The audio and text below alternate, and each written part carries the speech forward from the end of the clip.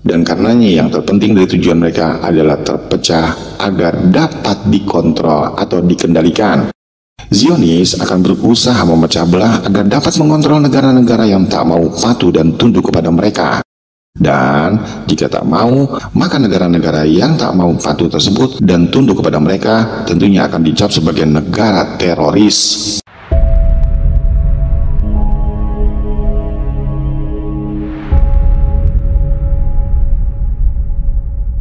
Assalamualaikum warahmatullahi wabarakatuh, Lur. Apa kabar Sobat BB Channel? Kita jumpa kembali di channel Barai Pembelajar, yang kali ini kita coba membahas tentang berita yang sedang viral saat ini di berbagai media. Apalagi jika bukan konflik antara Israel dan Hamas atau Palestina. Adanya rencana Oded Yinon Plan atau rencana besar pecah belah negara Timur Tengah oleh Zionis Israel. Mungkin sebagian besar dari kita banyak yang belum tahu istilah Oded Yinon atau yang sekarang disebut Yinon Plan. Merujuk pada sebuah makalah esai yang terbesar dan fenomenal yang pernah diterbitkan pada bulan Februari tahun 1982 dalam jurnal bahasa Ibrani, yaitu Kifunim, yang dalam bahasa Inggris berarti direction atau arahan. Strategi untuk Israel pada tahun 1980-an. Jurnal ini sendiri untuk Yudaisme dan Zionisme yang tertuang dalam isu nomor 14 Winter 5742 di bulan Februari tahun 1982. Pada saat itu editornya bernama Yoram Beck, dan jurnal tersebut diterbitkan oleh Departemen Publisitas Organisasi Zionis Dunia Yerusalem. Mungkin timbul pertanyaan, mengapa Zionis mempublikasikan dokumen tersebut? Tentu saja jawabannya diberikan oleh Israel Shahak, yang seorang penerjemah dokumen tersebut ke dalam bahasa Inggris. Menurutnya, publikasi dokumen tersebut ditujukan untuk orang-orang Yahudi sedunia agar mereka memahami dan mendukung planning serta strategi politik Israel di kancah dunia internasional. Dalam perhitungan mereka, dan ternyata konon ini telah terbukti hingga saat ini, bangsa-bangsa Timur Tengah tidak akan terlalu peduli pada dokumen tersebut dan tidak akan melakukan langkah-langkah strategis untuk melawan rencana besar dan strategi jangka panjang Zionis ini. Artikel tersebut ditulis oleh Oded Yinon. Beliau adalah mantan penasihat Ariel Sharon, yang mantan pejabat senior di Kementerian Luar Negeri Israel dan juga sekaligus seorang jurnalis untuk The Jerusalem Post. Istilah ini dikutip sebagai contoh awal dari mengkarakterisasi proyek-proyek politik di Timur Tengah dalam hal logika perpecahan sektarian. Dan istilah ini telah memainkan peran dalam kedua analisis resolusi konflik oleh para sarjana yang menganggapnya telah mempengaruhi perumusan kebijakan yang diadopsi oleh pemerintahan Amerika di bawah kepemimpinan George Walker Bush, dan juga dalam teori konspirasi yang menurutnya artikel tersebut diprediksi atau direncanakan untuk peristiwa politik besar di Timur Tengah sejak era tahun 1980-an, termasuk invasi Irak di tahun 2003 silam, dan juga termasuk di dalamnya adalah penggulingan Saddam Hussein dan perang sipil Suriah serta kebangkitan negara Islam. Klaim tersebut telah dibuat bahwa artikel Yinon diadopsi oleh anggota Institute for Zionist Strategies di pemerintahan Amerika sampai dianggap diambil sebagai cara untuk memajukan kepentingan Amerika di Timur Tengah serta mencapai impian bangsa Yahudi akan sebuah negara Zionis dari Sungai Nil di Mesir hingga ke Sungai Efrat di Irak, yang mencakup sebagian besar Timur Tengah seperti yang tertulis dalam Alkitab Ibrani Hebrew Bible. Dari makalah tersebut timbullah gagasan dalam suatu proyek sangat-sangat rahasia yang terus berjalan hingga kini untuk menumbangkan dan memecah belah bangsa-bangsa di Timur Tengah yang dikenal pada masa kini sebagai The Arab Spring atau musim semi Arab, atau dalam istilah mereka kebangkitan dunia Arab. The Arab Spring sendiri adalah gelombang revolusi atau serangkaian protes anti pemerintah, demonstrasi atau unjuk rasa anti pemerintah dan pemberontakan bersenjata yang menyebar di Timur Tengah pada akhir era tahun 2010-an. Hal ini dimulai sebagai tanggapan terhadap rezim yang menindas dan standar hidup yang rendah. Dimulai dengan protes di Tunisia sejak 18 Desember tahun 2010 silam, dan juga di Mesir, perang saudara di Libya, dan juga pemberontakan sipil di Bahrain, Suriah, serta di Yaman. Hal ini juga terjadi protes besar di Aljazair, Irak, Yordania, Maroko, dan Oman, serta protes kecil di Kuwait, Lebanon, Mauritania, Arab Saudi, Sudan, dan juga Sahara Barat. Kerusuhan di perbatasan Israel yang terjadi di bulan Mei 2011 silam juga terinspirasi oleh kebangkitan dunia Arab tersebut. Protes ini menggunakan teknik pemberontakan sipil dalam kampanye yang melibatkan serangan, demonstrasi, pawai, serta pemanfaatan media-media sosial seperti Facebook, Twitter, YouTube, dan lain-lain sebagainya, gunanya untuk mengorganisir, berkomunikasi, serta meningkatkan kesadaran terhadap usaha-usaha penekanan dan pensensoran internet oleh pemerintah saat itu. Banyak unjuk rasa ditanggapi keras oleh pihak berwajib, serta milisi dan pengunjuk rasa pro-pemerintahan. Slogan pengunjuk rasa di dunia Arab yaitu Ansha Bayurid Iskat An-Nizam, atau bisa diartikan rakyat ingin menumbangkan rezim ini. Dalam berita tersebut, media sosial telah digembor-gemborkan sebagai kekuatan pendorong di belakang penyebaran revolusi yang sangat cepat bagi kanker di Timur Tengah saat itu. Bahkan konon di seluruh dunia. Ketika protes baru muncul sebagai tanggapan terhadap kisah sukses yang dibagikan dari yang terjadi di negara lain. Di Timur Tengah, efek Arab Spring kemudian mendunia, seperti terjadi di benua Afrika, yaitu di Djibouti, Ivory Coast, Gabon, Malawi, Mali, Mozambik, Uganda, dan Zimbabwe. Protes terhadap pemerintah juga terjadi di benua Eropa seperti di Bosnia dan Herzegovina, Yunani, Rusia, Spanyol, Turki, Ukraina, bahkan di Inggris Raya. Sementara di benua Asia sendiri, yang terkena dampaknya terjadi di Armenia, Azerbaijan, China, Tibet, Kurdistan di Irak, Iran, Malaysia, Maldives, Myanmar, Korea Utara, dan Vietnam, bahkan Israel. Protes di Israel disebut sebagai protes perumahan Israel 2011. Hal tersebut adalah serangkaian demonstrasi jalanan yang pernah berlangsung di seluruh Israel yang dimulai di tanggal 14 Juli 2011 silam, dan konon mereka telah menyertakan demonstrasi terbesar yang pernah terlihat di negara tersebut yang terjadi pada tanggal 3 September 2011 silam dan memiliki 460.000 pemprotes di seluruh negeri tersebut, termasuk 300.000 pemprotes di Tel Aviv saja. Protes perumahan Israel 2011 tersebut dimulai setelah sekelompok warga Israel protes di media sosial Facebook dan pemimpin ratusan orang yang berkemah di tenda di pusat Tel Aviv di Rothschild Boulevard. Gerakan segera mendapatkan momentum dan memulai wacana publik di Israel mengenai tingginya biaya perumahan dan biaya hidup saat itu. Setelah dilakukan penelitian media dan ilmiah bahwa protes tersebut telah diilhami oleh Arab Spring yang sedang berlangsung, namun protes di Israel umumnya terjadi secara non-kekerasan. Di benua Amerika sendiri tak ketinggalan tersulut efek Arab Spring yang terjadi seperti di Argentina, Bolivia, Brasilia, Ekuador, Meksiko, dan juga Amerika sendiri tentunya, bahkan hingga ke negara kepulauan di Pasifik yaitu Fiji. Serangkaian demonstrasi terjadi di Amerika Serikat saat itu yang dimulai pada tanggal 14 Februari 2011 dan berlanjut hingga 12 Maret 2011 yang melibatkan puluhan ribu demonstran termasuk anggota serikat pekerja, mahasiswa, dan juga kalangan warga negara lainnya. Tujuan utama dari protes berkaitan dengan undang-undang perundingan bersama dan berlangsung terutama di sekitar Wisconsin State Capitol yang terletak di Madison, Wisconsin, dengan protes yang lebih kecil di kota-kota Milwaukee dan Green Bay. Di berbagai kampus universitas termasuk Universitas Wisconsin-Madison dan University of Wisconsin-Milwaukee, dan akhirnya menyebar ke ibu kota negara bagian Amerika Serikat lainnya seperti Columbus dan Ohio. Serangkaian demonstrasi yang terjadi di Amerika Serikat dianggap terinspirasi oleh Revolusi Mesir tahun 2011 dalam rentetan Arab Spring oleh Ketua Komite Anggaran Amerika Serikat tentang adanya anggaran pewaurian dan resesi akhir tahun 2000-an silam.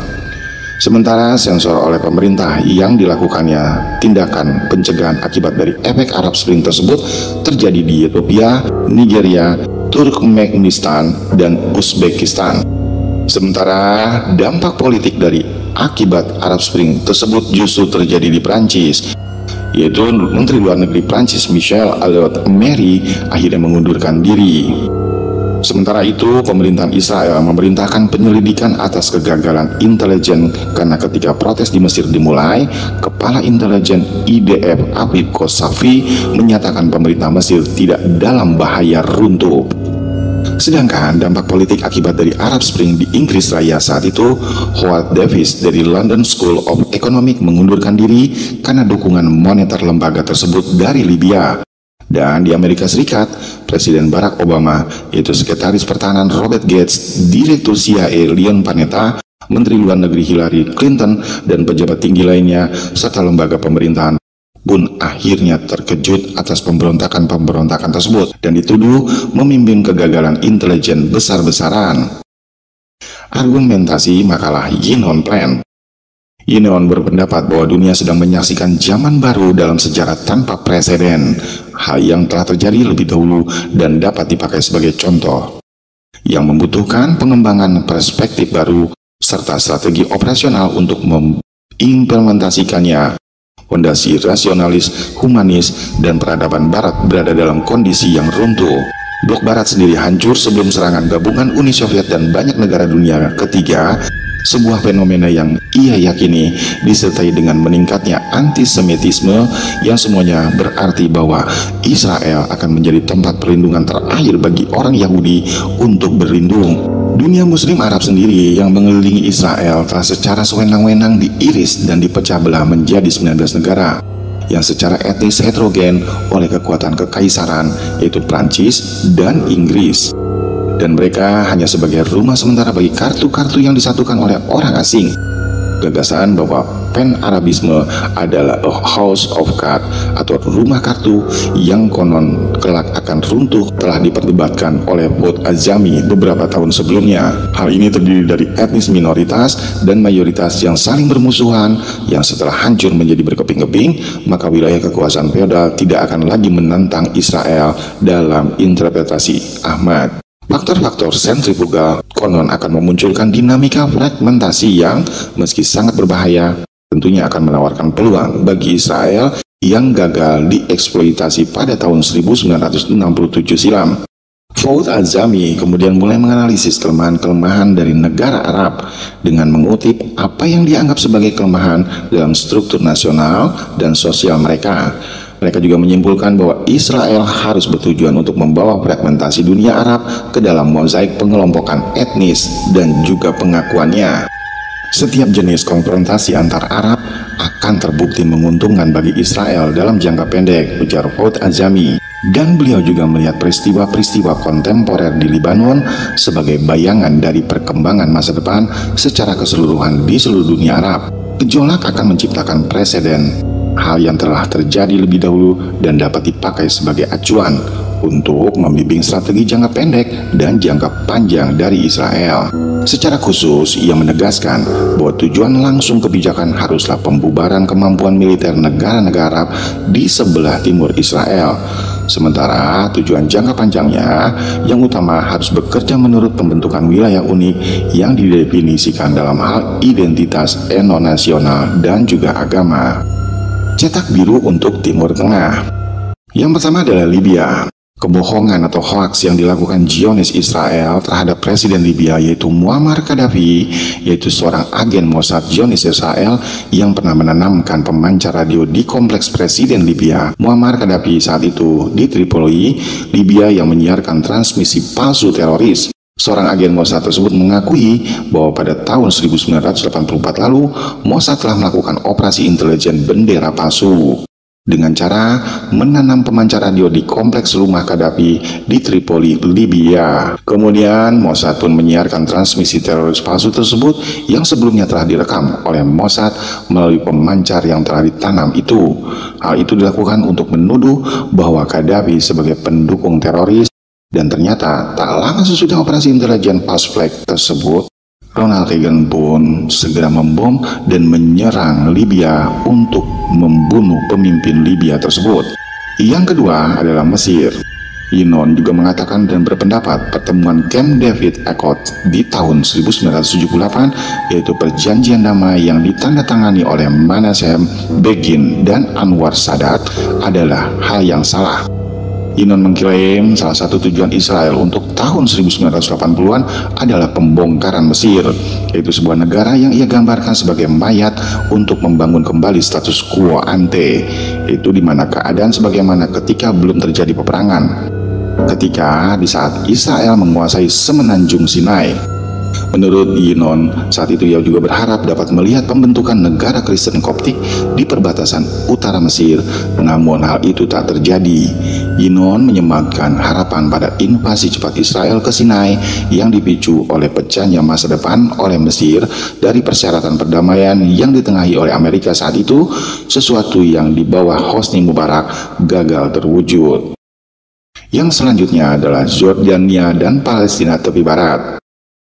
Dalam laporannya tentang kebijakan luar negeri Rusia dan orang-orang Arab, seorang politisi dan diplomat Rusia yang menjabat sebagai Perdana Menteri Rusia di tahun 1998 hingga 1999, yaitu yang bernama Yevgeny Primakov, mengontekstualisasikan makalah Yinon sehubungan dengan isi dari apa yang mantan Duta Besar Amerika Serikat untuk Perserikatan Bangsa-Bangsa, yaitu George Ball, menyatakan dalam kesaksian di bulan Agustus sebelum pertemuan Komite Urusan Luar Negeri Senat Amerika Serikat. George Ball juga membahas invasi Israel kedua ke Libanon saat itu.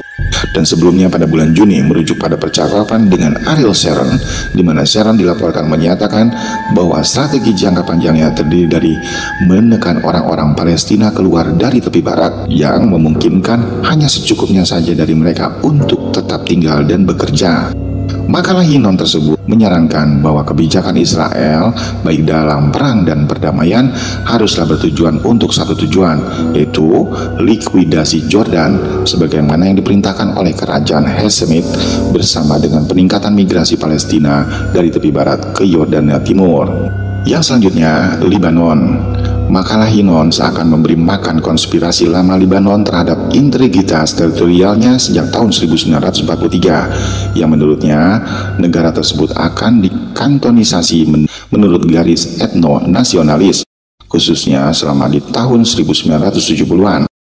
Gagasan tersebut mengambil sayap dan terutama setelah Perang Saudara pecah di Libanon pada tahun 1975, kemudian dikaitkan dengan sosok Henry Kissinger yang seorang diplomasi Timur Tengahnya dianggap sangat merugikan kepentingan Libanon saat itu, dan dikabarkan merencanakan pembagian Libanon menjadi dua negara. Selanjutnya, Irak.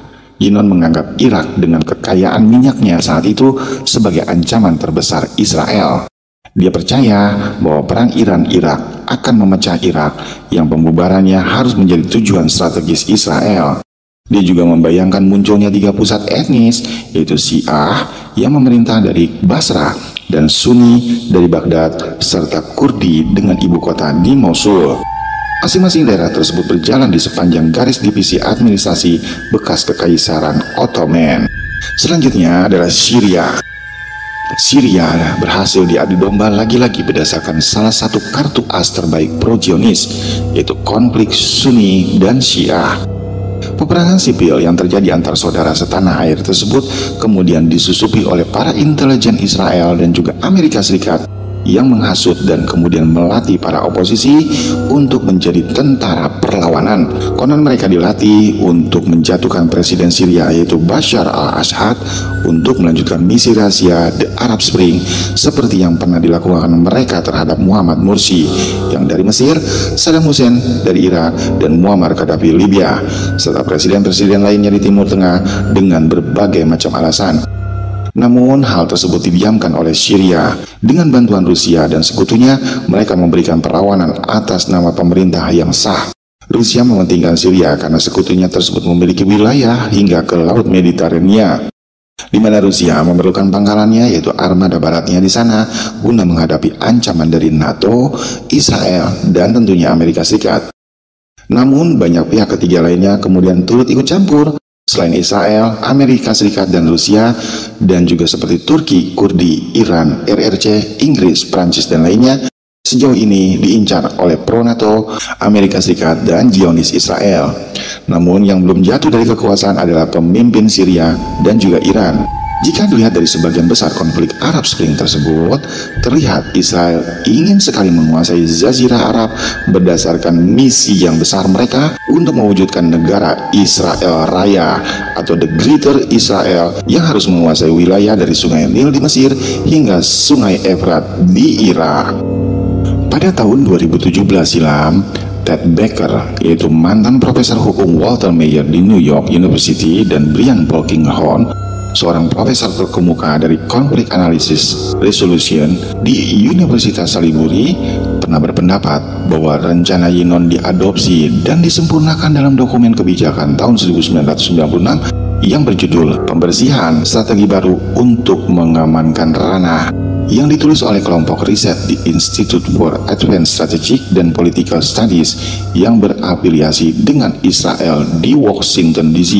Yang kemudian dokumen tersebut akhirnya dilaporkan dan dinamakan sebagai dokumen istirahat dan bersih-bersih. Adalah sebuah dokumen kebijakan yang disiapkan di tahun 1996 silam oleh kelompok studi yang dipimpin oleh Richard Perle untuk Benjamin Netanyahu, yang juga adalah Perdana Menteri Israel. Kelompok ini dikomandani oleh Richard Perle yang beberapa tahun kemudian menjadi salah satu tokoh kunci dalam perumusan strategi perang Irak yang diadopsi pada masa pemerintahan George Walker Bush pada tahun 2003 silam. Ted Baker dan Brian Polkinghorne keduanya mengakui bahwa musuh yang diakui Israel di Timur Tengah adalah mengambil urutan seperti pendudukan Israel atas tepi barat, pendudukan dataran tinggi di Golan, pengepungannya atas Gaza, invasinya ke Lebanon, pembomannya ke Irak, serangan udara di Suriah, dan upayanya untuk meraup kapasitas nuklir yang ada di Iran. Ketika membaca rencana Yinon atau The Yinon Plan tersebut,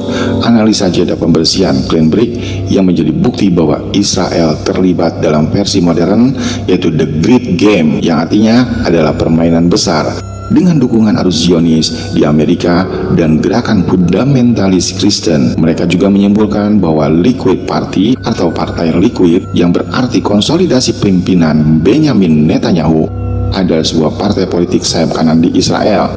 Tampaknya telah mengimplementasikan kedua rencana tersebut, yaitu rencana Yinon dan analisa jeda pembersihan atau Clean Break. Permainan besar yang dimainkan oleh mereka, istilah pertama kali disebutkan oleh Arthur Connolly, yang mengacu pada persaingan dan konflik strategi antar Imperium Britania dan juga tentunya Kekaisaran Rusia demi supremasi di Asia Tengah. Periode permainan besar tersebut berlangsung sejak perjanjian Gulistan antar Rusia dan dinasti Qajar di Persia di tahun 1813. Hingga konvensi Inggris-Rusia di tahun 1907 serta revolusi Bolshevik pada tahun 1917.